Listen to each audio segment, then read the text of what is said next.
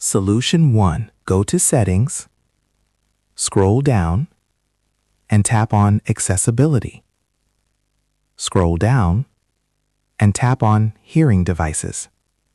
Then turn off Hearing Aid Compatibility. This setting is for hearing aids and can lower speaker sound, so turning it off may increase volume.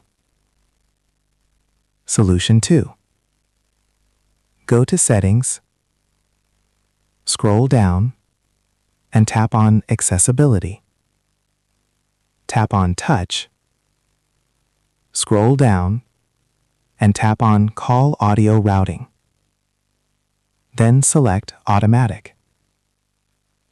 This ensures audio goes to the correct output, speaker or earpiece, fixing low sound during calls. Solution 3. Go to Settings,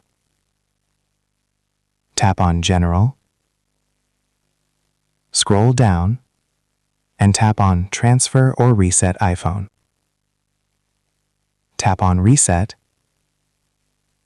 then select Reset All Settings. Enter your passcode and confirm. This resets system settings that may be causing low volume without deleting your data. If the problem is still not fixed, follow these tips.